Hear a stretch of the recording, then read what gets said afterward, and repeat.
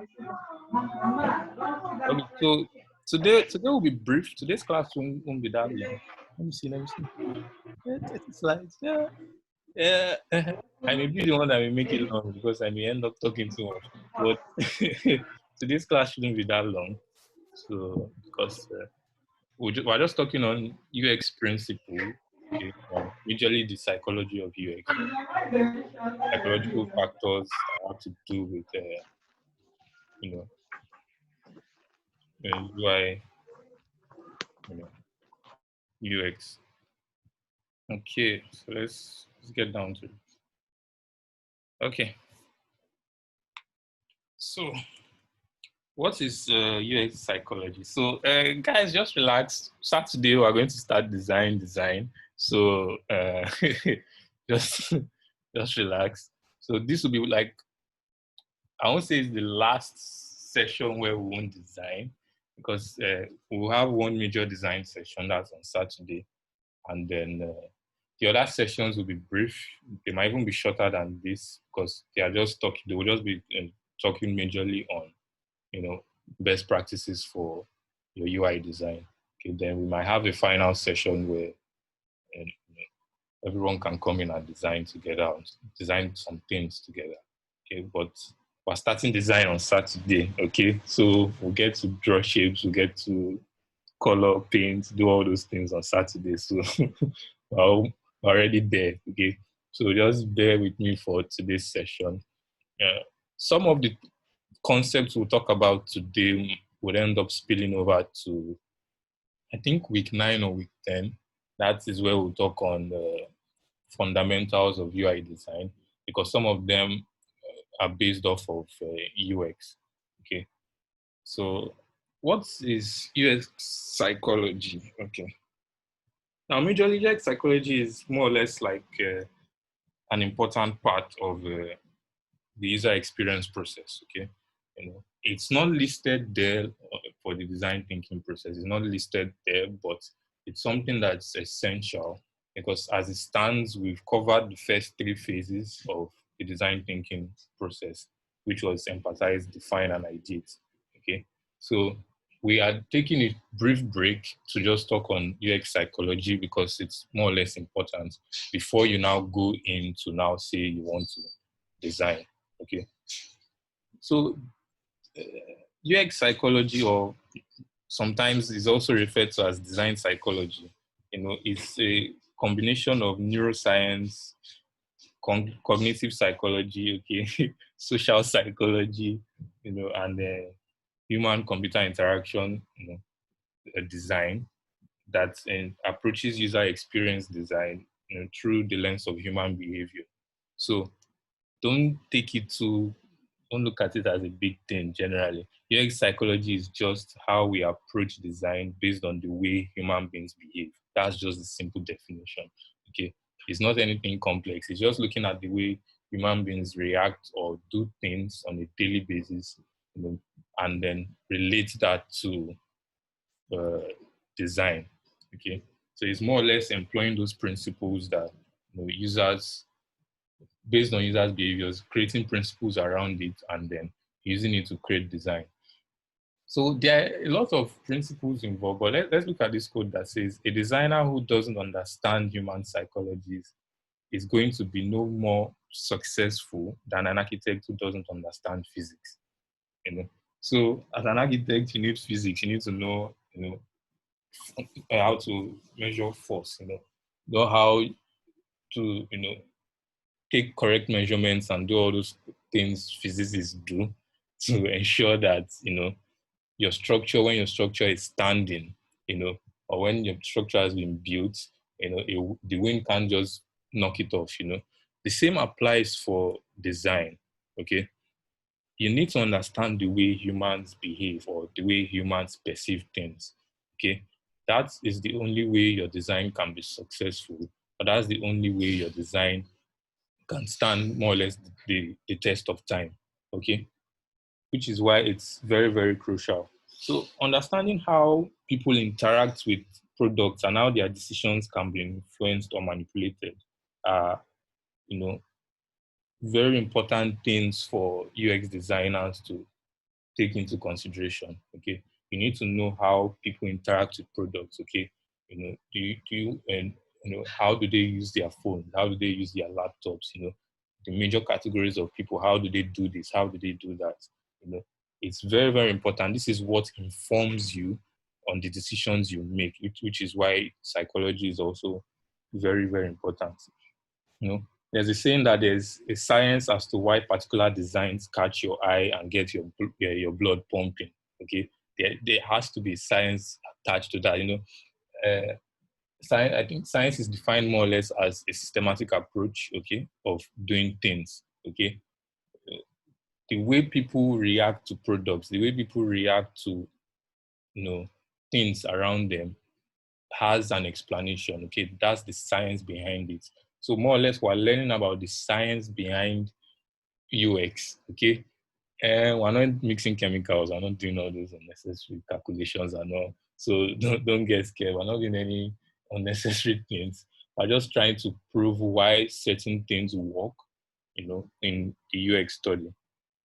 So one of the major things to note is, you know, uh, understanding how people interact with products and how their decisions can be influenced and manipulated are topics to be covered by UX designers. Yes, but then again, is more or less you understanding, the human brain. Okay, because now you are not designing for yourself. Fine, you have done research. Fine, you have defined your problem.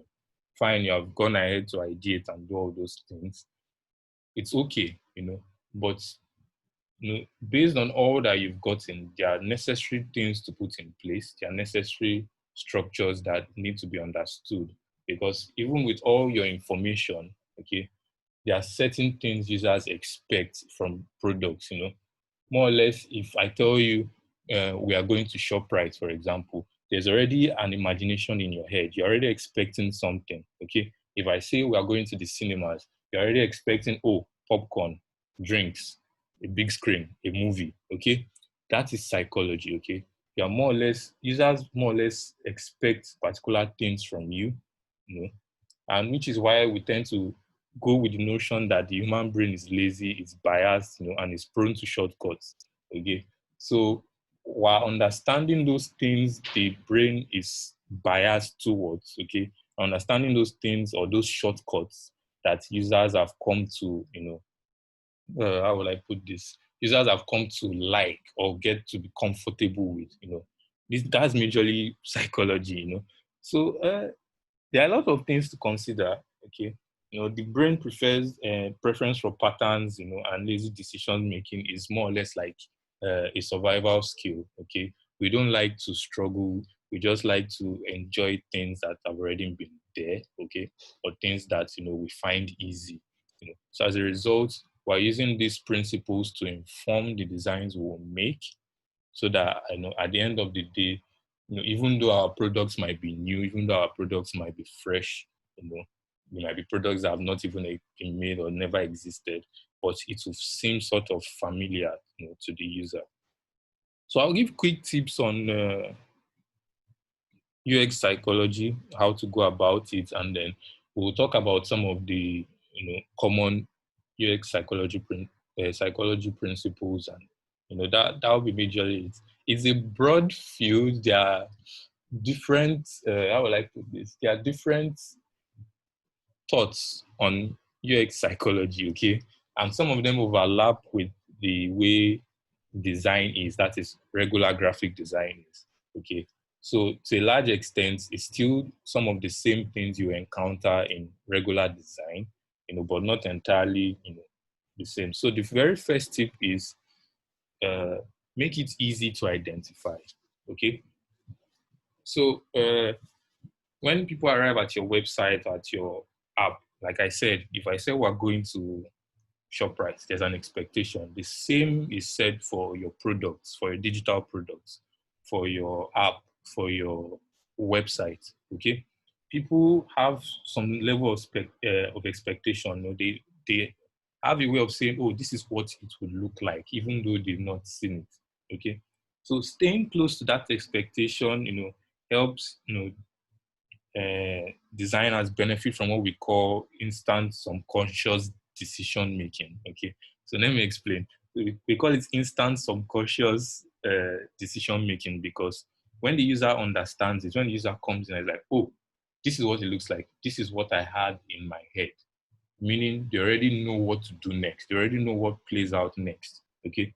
It's a no-brainer for them because as they come in, they already understand it. Okay. It's very easy to identify. It goes with their cognition, it goes with their thinking.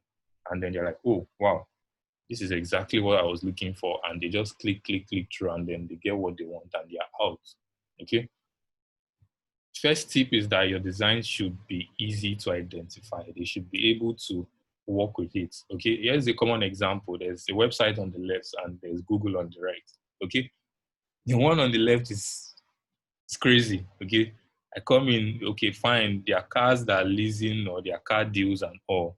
But couldn't you present it in a better way for me to see? Couldn't you present it in a better way for me to understand? Whereas look at Google on the other hand.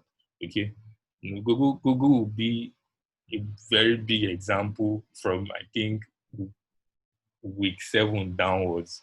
Okay, where we are talking a lot of on some of the UI principles. You know, but look at Google here now. You know, it's very easy to identify. It's very easy to understand. Okay, there's no stress in this. I come in, I know, oh yes, this is what I'm here for. I get it done and I'm out. Okay. So the second tip is to indicate what is coming. Okay.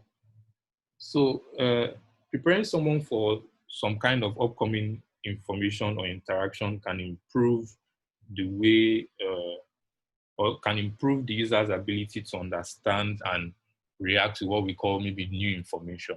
Okay. Now let's look at Yelp, for example. Now, so here this image is stating that you are leaving Yelp, you know, and you are going somewhere in the moment and all. So it's more or less you are giving them directions and you're telling them, oh, this is what is coming next. Okay. A very common example of that is loaders. Okay. Uh, you click something and then maybe it's running in the background. You see 0%, 20%, 30%, and maybe you see an animation stating preparing your download. Okay. You're already, you know, indicating what is coming. Okay. So the user has this idea of, oh, something is coming. The screen is not just blank, you know, and all, which is something I feel LinkedIn is having issues on. They don't give you indicators and some of those things when you're navigating their pages. Sorry, I'm just ranting here. Sorry, but you get the point. Okay, you should be able to tell the user or for the user to see visually somehow. You know, there should be a representation of something like, oh, I've done this, I've performed this action. It's not going to be instant, but this is what I'm expecting. Okay, or I'm leaving your website. This is what I'm expecting. Okay, you know. So, but in most cases, we also call this priming. Okay, it's a method or a psychology principle called priming. You know, so it's more or less preparing someone for what is to come by giving them visual indicators. Okay, so priming is more or less like sometimes they call it a double-edged sword. Okay, because information you don't want or you don't mean to communicate with someone can impact their decision making. Okay, because now you can state that you're a photography company that features pictures of maybe babies. Okay, so when they come in, they're like, oh, nice, and oh, okay, and they see pictures of just babies all over your site and all, you know.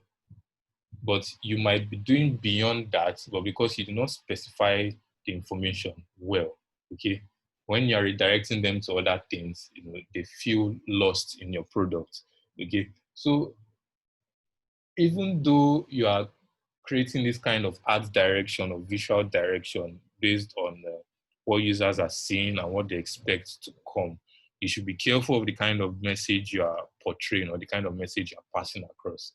Okay, which is why you find out that most top brands tend to stick with maybe illustrations, or they tend to stick with abstract imagery, or if at all, you know, images that depict exactly what they do, and that is when maybe they are focused on one particular thing, you know. So fine, you might be using these indicators and all to show people what to expect or what they should expect, but you should carefully sort of curate what you show them so that they don't get the wrong message, okay? That's another thing to note.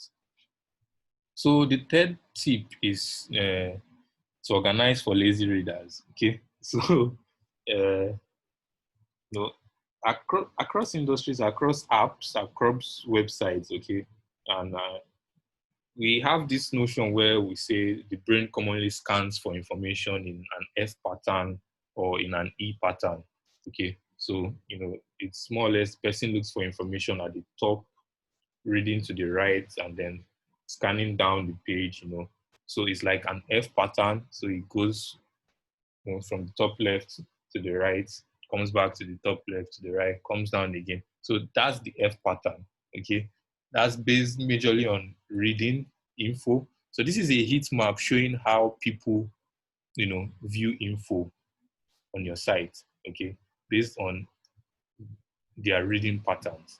Okay, and when you sort of break this pattern, breaking the F pattern or the E pattern, and then you now say you want to place information at one tight corner, or you want to place information, you know in a weird position. Okay. Now the F pattern and the E pattern is reversible in the cases where you have RTL websites. So maybe people who are Japanese, because Japanese read from right to left. Okay. So that is a situation where the rules will be broken. Maybe when the website is being translated from a left to right to right to left. That's something to note, because when you are designing, you also have to consider your users or the people who use your products.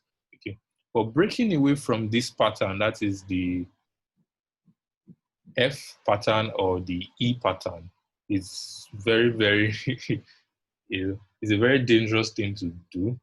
Okay, because the way we scan info has been proven to be in that way, in that method. So you find that a lot of people stick with that structure. Okay, these are not things that should constrain you. Okay, they are just things that have been proven, or they are just things that have been tried and tested. There are multiple ways around designing with those patterns. I don't mean you should choke or push or pad everything all the way to the left hand side of your screen and make it spread all the way to the right hand side. No. Okay, there are creative ways of utilizing those patterns. When we start designing, or when we start using UI fundamentals or design principles, you will understand that you are not limited by some of these rules. Okay, they are just things that you can manipulate to better suit what you are designing for. Okay. Okay, so one of the things to note is about taming your text. That's when we talk about the third tip, which is organizing for lazy readers. So you need to tame your text. Look at this website now. It's you know it's crazy. There's so much text, okay, and people find it very very difficult to read text-heavy websites. Okay, so you have to find a way, be creative about it. To sort of you know fine, you might want to pass across so much information, but there are better ways around it. There are ways of bringing maybe imagery to accompany your text, illustrations to accompany what you are defining, you know, pictures to accompany what you are saying, even varying the fonts, sort of, changing the copy.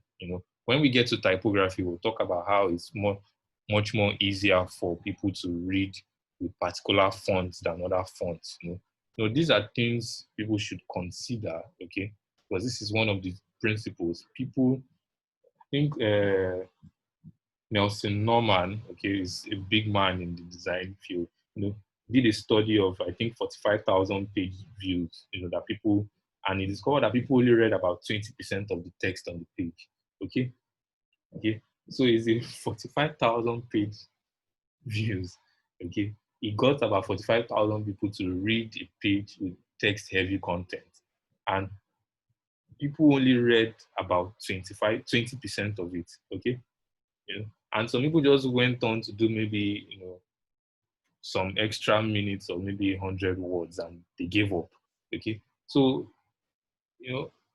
words are things people just scan through. Okay, they just look through it and they pass across it. So if you are not, that's where we talked about the rules. I think we did the rules in week 2. So if you are not particular about your copy, if you are not particular about your writing, okay, people get put off. Okay, it's one of the rules where we talked on. We talked about content writers, okay, content strategists. Okay, there are so many words for them.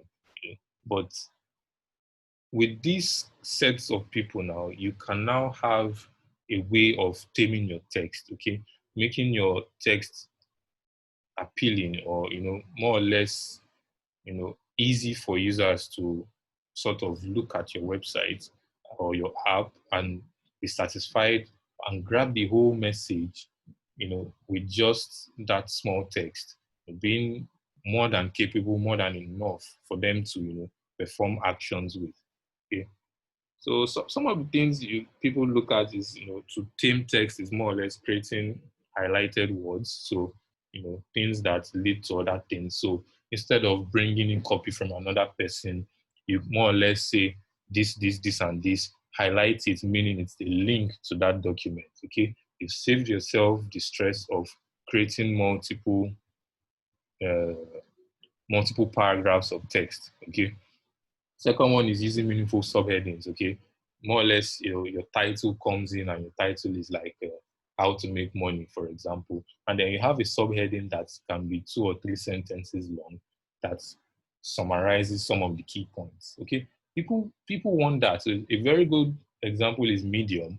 Okay, Medium is a blog platform. Okay, where people can post their blog posts or whatever, or their articles rather, And this has a very, very lovely layout, a very lovely structure, that makes it very easy to read.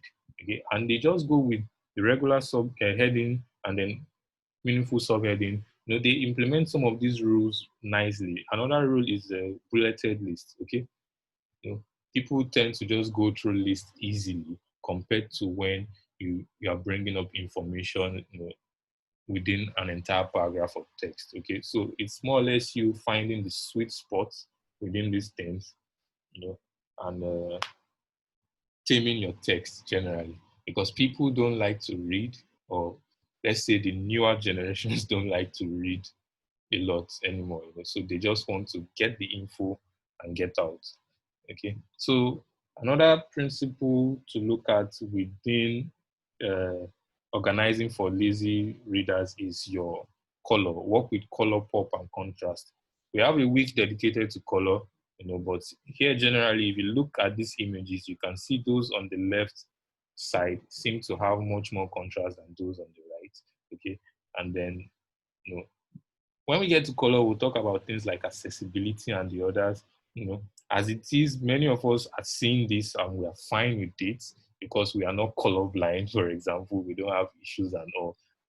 But when we get to accessibility standards, you discover that many of the colors on the right don't even qualify for a large majority of people who have viewing impairments, people who don't see clearly, people who have color blindness, sort of, you know and more of what is on the left may play out for them, but more on that when we get to color. Okay, it's also a very good principle to look at, because usability is uh, accessibility, sorry, is very, very key.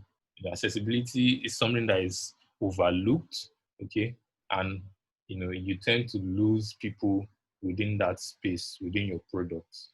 Okay, so psychology tip number 4 is just the gut check. So most times you don't need thousands of dollars or maybe eye tracking software, and so many other things to, get things done. Okay, you don't need all of that. A 5-second test is a very, very powerful test. Okay, you can finish your design, finish your structure, and give to a random person or give to a user and say, you have 5 seconds, look at this product. After 5 seconds, close it and tell me what you feel from it. That's just majorly it, because since studies have shown, or psychological studies have shown, that it takes 50 milliseconds, okay, to make a user uncomfortable with your product, okay? 5 seconds is more than enough because the decisions can be made in under 50 milliseconds. Okay, so the 5 second gut test is a straightforward thing. Okay, because based on how people react to your product, within 5 seconds can determine a lot. Okay? Many of us remember some of the products we've seen or we've loved over the years, and we made those decisions in under a second or two. Okay, because we loved the way it was, how appealing it was. Okay, just by looking at it, just by viewing it and all. So a gut test is also a psychological tip that you can use, to also check out, how great your product is doing. So great user experience design isn't magic. Okay, some people feel it's wow, you're one creative guru or one crazy color theorist or one typography god or one image wizard. No, okay, it's science. It's basically science. It's more or less understanding, and since we said design is a problem solving discipline, okay, and we said it's a process, it's more or less the same because science is a systematic way of doing things. So you're seeing how everything is looping in together, sort of, okay. you know but at the end of the day, it's more or less you understanding that unique product, okay? Which is why there's a common concept where some people say when you want to design or when you are going on a journey to create a new product or solve a problem, it's better to research it first, okay? Because you are solving just that problem. You are not solving any other person's problem, okay? So it's more or less the same thing. When you've researched it, when you've looked at it in details and you've gotten your info, you can now know which of these principles to apply, okay, to ensure that your design, your user experience as a whole is great, okay. And remember, we say user experience is not only limited to your apps or your products, okay. It can be the external factors surrounding your product, okay.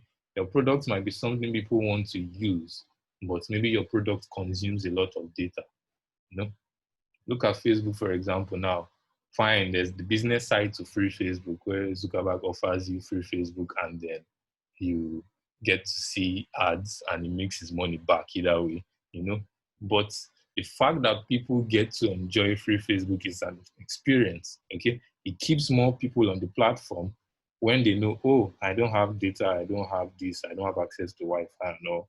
Oh, there's free Facebook, okay? There's that experience there, okay, that keeps them coming back, okay? It's a psychological thing because who doesn't like free stuff, okay? So those are some of the things, that people can employ into their, can bring into their products, to create this effect, that, people love. So let's just talk about some of these principles. There are a lot, you know, even me, I don't know all of them. So there are a lot because it's a relatively new space because people constantly research these principles. People constantly, look at, these principles as a whole. So it's still relatively fresh, but some of them are laws that have already been existing, and then people bring it and adapt it into design. So the first one is the von Restorff effect. Restorff or Restorff. Sorry, I don't know how to pronounce the name. Don't laugh at me. So this is the first one, and it was more or less coined by a German psychiatrist. Okay, yeah. So a psychiatrist coined the term. His name was Hedwig von Restorff. And he did an experiment and found that when uh, participants were presented with a list of items, and one of one of one item is distinctive or is different from the rest of the items, the memory for that item is improved. Okay, so you can see the image now. We're presented with many white balloons, but there's a singular red balloon. So this is the von Restorff effect. Okay, you are more or less focusing more on that red balloon because that red balloon is different from every other thing. Okay, so it's also known as the isolation effect. That's another name it's called. And it predicts that when multiple similar objects are present, the one that differs from the rest is most likely to be remembered, which is true. Okay, if you are in a room with people who have white shirts on throughout and you're working with a black shirt, you are distinctive. Okay, you can be remembered, you can be pinpointed and say, oh, this is the guy with the black shirt. Okay, the same is equal for design. When you have elements that are similar in your design, or when you introduce an element, a button, or an illustration or something that is different from every other thing. It may not just be color wise, it can be in the structure, it can be in the layout, it can be in the size, you know. Those are things that stand out in your design, making it something that is captivating for people to look at. Which is why I say some of these principles are tied into basic design principles or even UI fundamentals or UI principles. So the second UX psychological principle is serial position effect. Okay, so the theory was termed and coined by a man named Herman Ebbinghaus. Ebbinghaus. You can always check some of these things out. You can always read some of them. There are articles, as usual, which you can read more on. But this principle basically describes how the position of an item in a sequence affects recall accuracy. Okay, so users have the ability to best remember the first and last items in a series.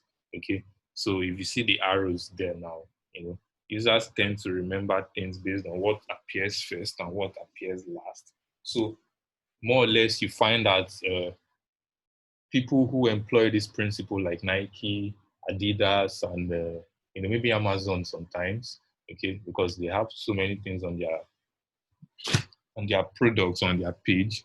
But people who employ these principles most of the time, know that users tend to focus majorly on first and last items. Okay, and this is I wouldn't say it's a dark UX practice. Okay, I wouldn't say it's a dark UX practice, but it is majorly something that people use to upsell some of their products. Okay, they use it to more or less upsell some products that sorry, there's some noise in my background. Okay, so they use it to upsell some sorts of products. Okay, which they may end up being penalized for. Okay, so a common example now, uh, though it's not something that is used by Google, but if I type or search for an application on the Play Store, okay, the very first thing I see is most likely what I will go for, and is most likely what I will remember.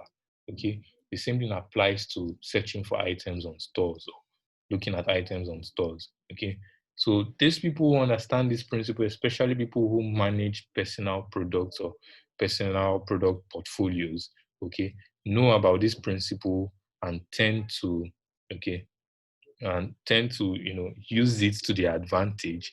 Uh, there's some other types of principles. There's good UX, there's bad UX, and then there's dark UX. Okay, so I would say this falls within the bad and dark UX aspect. Okay, not that it's bad practice, it's more or less bad practice, but good practice. Just use it at your own use it at your own risk, because dark UX is more or less you now creating designs or making design decisions that lures or forces users, or sometimes people like to use the term hypnotize users to perform some certain actions. Okay, a common example can even be okay, there was this dark UX practice. I'm going off script now. I said I would talk too much. There was this dark UX practice where someone designed something for a digital marketing ad, a digital marketing ad for a company, and then he said remove the hair on your screen, and then he designed it so much so that it looked like hair was on your screen. So you would actually click your screen to sort of remove the hair, but in the process you tap the advert. Okay, it was on Instagram, and within I think 2 3 hours, he had almost 15 to 16 million, and then within a week, it was insane. There are millions of clicks were already recorded. Okay, there was no hair on your screen, but it looked like there was hair on your screen. That's an example of dark UX. Okay, this falls within that same category because you more or less offer things in a range, and then the user tends to remember the first and the last items, meaning you can place the products you want to sell most and you want users to sort of remember most that way. And then that way you're upselling those products and users tend to have this cognition of remembering those products. It's one of those things. It's one of those things. So we have a Gestalt principle. Okay. So Gestalt principle, we won't talk extensively on it because Gestalt principle is majorly employed in the UI fundamentals, which we're going to talk extensively on. That's where we talk about similarities, we talk about symmetry, proximity, contrast, balance, and all those different things. Okay, continuity, repetition. Those are majorly, negative space is also one of them. Those are majorly the Gestalt principles, you know, because if I decide to talk on the Gestalt principles now, we're already diving into the UI fundamentals. But just look at them as UI principles or design principles. So just summarize them as UI principles that you can employ into your design to create this effect that users would love or users would actually enjoy and make your products memorable. Make your products memorable for people to use. So we have a cognitive load. So cognitive load majorly refers to the total amount of mental effort being used, or by or in a person's working memory. Okay, it's the amount of thought you need to exercise in order to complete a task. Okay, so more or less, how many fields do you want the user to fill in your form? How many steps does the user need to go through to maybe upload a document or upload maybe a design or upload this portfolio or something. Okay, so cognitive load is majorly the amount of task you need to exercise in order to complete the amount of thoughts you need to exercise in order to complete a specific task. Okay, so some people feel that it should be limited. Okay, this is why I said some of these principles are still evolving and some of them are undergoing serious debates. But at the end of the day, I feel one principle that has guided me is based on how heavy the process is. Okay, it's advisable to break down the process into similar parts or things that are similar. Because at the end of the day, if a user, that's why we do research, okay? If a user is actually the one who the product is meant for, it will come like second nature to the user. Okay, let me use this as an example now. If you want to open a bank account, okay, and you're a new generation person, you might find it difficult or might find it very cumbersome to fill the entire form, okay? Because it's a long form, okay? So many things for you to fill, sign here, and there, okay? But if you are more or less an older person, it looks like nothing to you because maybe you've opened the bank account when it was even worse than that, okay? Whereas a newer person will look at it and be like, I can easily open an account with a lot. Okay. I can easily use maybe Piggyvest or Cowrywise. Okay. I can easily do this or do that. And it's just 5 steps. Okay. So the way you would craft your design will be equal to how your research has gone or the demography of people who would use your product. That will determine the level of cognitive load you will put on them. Okay. Because if a user feels, let me even use Airbnb now. Okay? Some people say your onboarding process should not be more than 3 steps. Okay. Airbnb has almost 10 to 12 steps or so. I'm not even sure again because I've not used the app in a long time. But you get, because you sign in, you do all of that, you now have to provide your info. But the way they do it is with user flows. Okay. They do it with screens. So the user doesn't feel threatened or doesn't feel like, oh, this is too much work for me. Okay. Because it's more or less a straightforward thing. Because, oh, once I've finished with this section, it lights up and it says continue. You finish this section, and then when you're done, it says congrats, your account has been created and all. Okay. So cognitive load is a principle to keep in mind, okay, but it's not something you should take like it's one holy grail, sort of, because it's reflective of your sample space, reflective of who the product is actually for. Okay. So if your product should be streamlined for younger generations, when you're now giving them more to do, you're giving them more cognitive load, and they don't like that. So you have to streamline for them. So, it's more like your information architecture and every other thing. You have to cut down on things that are not required so that you can achieve the right balance of cognition for younger people. Whereas for older people, they might enjoy more. Okay, we don't know because we've not done research for this. But for older people, they might require more, or based on your design brief and your research, you might have discovered, oh, they want more details. Maybe they have trust issues. Then you need to convince them. All those kinds of things. Okay, so the next principle to look at is Hick's law. Okay, so Hick's law describes that the time it takes for a person to make a decision, okay, depends on the choices available to him or her.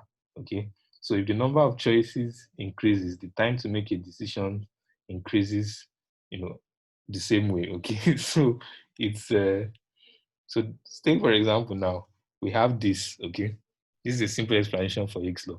And you tell the person, okay, select one of these, okay? And then you have item 1 to item 9, okay? And then there's an easier method where it's shrunken down, but they have to scroll through the items, okay? Not bad. But the easiest is where it's just 4 items, okay? That is Higgs law explained. Okay, the time it takes to make a decision increases with the number and complexity of decisions. Okay, so it's more or less almost the same as cognitive load. Okay, as I say, some of them are intertwined, but at the end of the day, you don't want the user to struggle too much. Okay, the user just wants to get in, get the info, and go. So if you can look at your categories, that's where research comes in. You can look at your categories deeply and say, oh, okay, I can pair this and this and this into this category, and I can pair this and this into this category. Okay, so you don't have issues. So it's more or less streamlined in a way that the user can just look, oh, there are 4 items. The decision is faster. There are 9 items. I have to think of all these 9 items before I make a decision. Okay, so that's majorly Higgs law. I think last but not least, we have mere exposure effect. So the mere exposure effect is more or less a term that shows that people tend to, develop a preference for something because they are familiar with it. Okay, like this image here now, simply encountering someone more often increases the chances of liking you. So I see something, you know, well enough, or I see something regularly, I become familiar. I end up liking it. Okay.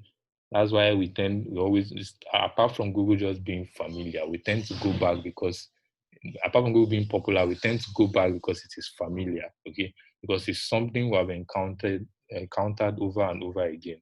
Okay.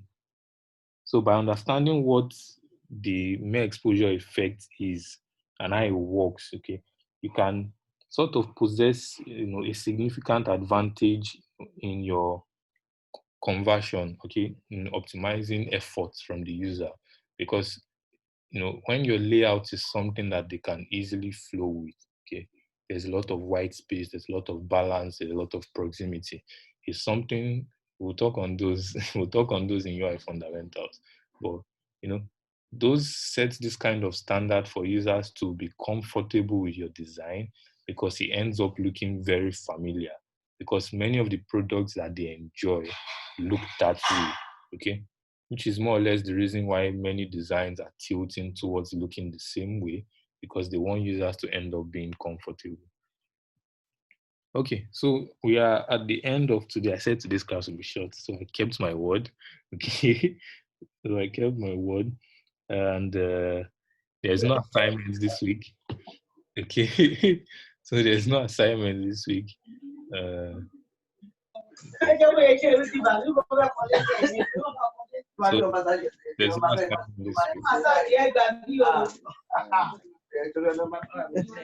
we don't have any assignment. So Saturday we're learning all about Figma. We're learning all about Figma on Saturday. So Saturday we're going to start designing. We're going to design and design and design on Saturday. So I think that's all for today's class. So if anyone has questions, question.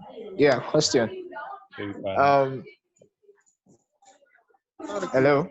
Yeah, we can hear you. Okay. I wanted to ask about the mere exposure effect. Does it help with when you're introducing something new? Like, okay, let's say your app is helping introduce a new, or you're using a new effect on your app that people are not very familiar with other mobile apps. Will the mere exposure effect actually help your users get familiar with that particular tool or icon or the new stuff you're introducing? Okay. Actually? Well, when you're introducing new stuff, okay, it's important to look at who you're introducing it to, okay? Because now, if the people who are likely to look at or have the time to say, okay, let me try out this stuff, okay, will most likely be a younger generation because they might be open-minded to something new, okay? Now, why we do that, that's why we do research, okay? When we do research and when we do ideation. Go and wash now. Did you wash your leg? Okay, that should mute. Go and lock up now. Okay. So why we do research is to find out if, okay, what is going on here or what is wrong here is because we are not approaching something in the right way. Now, let me use Duolingo now. Many of the things on Duolingo is new, okay? It's exclusive, it's unique, but they still apply some of those basic principles, okay? The effects, the layout and every other thing is unique, is fresh, but they keep the principles, the Gestalt principles, okay? Meaning they decided to forgo many of these other principles for the Gestalt principle. The Gestalt principles are majorly your UI design fundamentals. So they have a lot of balance, they have a lot of contrast, they have a lot of good typography, you know, they have a lot of proximity, you know, they have a good alignment, you know. So one way or the other is more or less finding the principle that works best for you, irrespective of whatever new thing you're introducing. So the principle doesn't really change anything, okay? It's not like if we say you want to bring something new, that's the mere effect, you know, that you should change every other thing. No, it's more or less finding what will work for that audience, okay, and then tailoring it around it. No, I don't know if I explained it well. Okay. Yeah, thank you. Yeah. Thank you so much. Yeah. Any other questions? So do we have any other questions? Who said it must not miss Saturday's class? Oh, Jesus. I must not miss Saturday's class. Okay.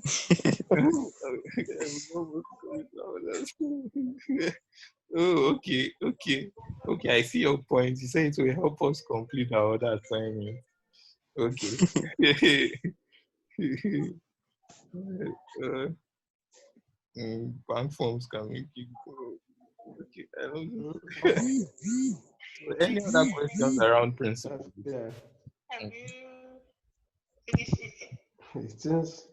Since I can't find a new uncle. Yeah, I We even have, ate like 2 times. we Okay. have. Do you have any other questions? Okay. So for the new people or the new, we call them, do we call them new converts? Okay. Uh, you're welcome again. Okay. So you can always find the resources in the Google Classroom. Mm. I think we've provided the code in the WhatsApp chat, group chat. So you can always get Google Classroom, put in the code, and then you sign up for the class. So all the resources will be there, and as well as the videos. Today's video will be up as well. Before the end of today, the video will be up. So you can always rewatch. Okay, so Saturday, please, everyone, create a Figma account before that. Just uh, create a Figma account. You just go to figma.com and then sign up. You can start messing around with Figma if you can this night. Okay. And then once you're once we meet on Saturday, you might be ahead of every other person. Okay. So okay, Rose said, I don't really understand cognitive load principle. Okay, so like we said, cognitive load is the amount of effort, okay, the user would have to put in to use your product, okay, or your, okay, I'll upload the slides, Collins. The user will have to put in to use your product, okay. So it's more or less, so cognition is more or less the level at which a user or a human being as a whole, remember these principles encompass both social psychology and even the way humans behave, neuroscience and all. So cognition is more or less how a user remembers and retains things, the level of visualizing things, spotting things, understanding that thing and keeping it in memory, all within a few minutes or a few seconds. Okay? So when we take that principle, that cognition principle, and we bring it into design, or cognition load, we call it cognition load because we are now designing in a way that a user would take your design or look at your design or your app, your website or whatever, and say, wow, I get this, I understand this, and it moves forward easily. Okay. That's usually cognition load. But why I went on to explain it further is that it will be different for each product. Okay. Some products may warrant that the user doesn't want to see much. Okay. Take, for example, an e-commerce website. Okay. Many old e-commerce websites are loaded with info. Okay. Uh, I think if you even go to Konga now and you make a comparison between Konga and Konga is much more streamlined now compared to Jumia. Okay, Jumia has a lot of info, but over the years they've decided to strip out some things. Okay, Amazon, for example, I don't know the day they will redesign Amazon, but people are just using it that way because there's no other difference. But when you look at new generation e-commerce sites, okay, things built to maybe Shopify or things built to maybe OpenCart, you see that info is much more streamlined. Okay, that's cognition because you want the user to be able to just come in and look for what he or she wants, get it, bounces, goes out, checks out and gets his product. Okay, so cognition is more or less how easy your product is for someone to understand, interact with, use, and within that short period of time because you don't want them to think too much of, or commit too much to memory. Okay. Rose, I don't know if you get that, Rose. Okay. Okay. So do we have any other questions? Okay, Rose, you're welcome. You're welcome.